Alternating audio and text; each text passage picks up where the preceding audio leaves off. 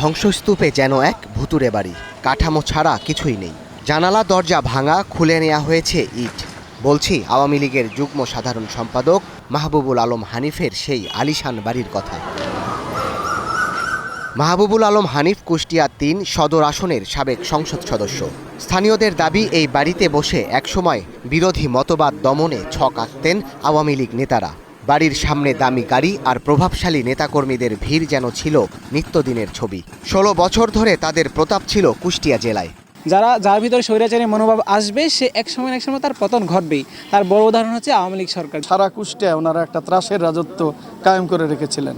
পুরোপুরি একটা দুর্বৃত্তায়নের ব্যবস্থা ওনারা করে রেখেছিলেন। ওনারা কুষ্টিয়ার সকল মানুষকে নিজেদের দলের আনুগত্য না করলে কুষ্টিয়াতে কেউই স্বাধীনভাবে চলাফেরা করতে পারেনি। এখন নেই সেই জৌলুস। ২০২৪ সালের ৫ আগস্টের পর ভুতুড়ে পরিবেশে পরিণত হয়েছে পুরো বাড়ি।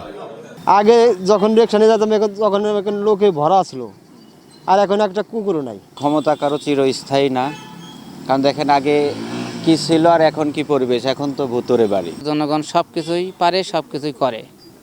সেক্ষেত্রে এখন মনে করেন যে আপনারা শুধু নিজেকে নিজেই সবচেয়ে ভাবলে হবে না, এবং জনগণের দরকার আছে। স্থানীয়দের অভিযোগ, মাহবুবুল আলম হানিফ কুষ্টিয়ার রাজনীতির শান্তিপূর্ণ সহাবস্থানের সংস্কৃতি ধ্বংস করেছেন।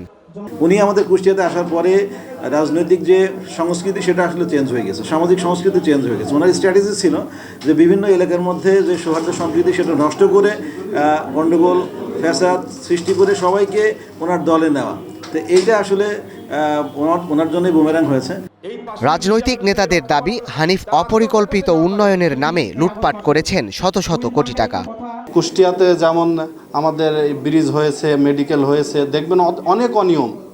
এইসব প্রজেক্টে কিন্তু হাজার হাজার কোটি টাকা তারা লুটপাট করেছে।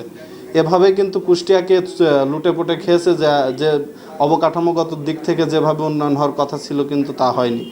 কুষ্টিয়ায় জুলাই আগস্টে মানবতা বিরোধী অপরাধের মামলায় মাহবুবুল আলম হানিফের বিরুদ্ধে বিচার চলছে। পলাতক থাকায় আন্তর্জাতিক অপরাধ ট্রাইব্যুনাল তার বিরুদ্ধে গ্রেপ্তারি পরোয়ানা জারি করেছে। Desk report, star news.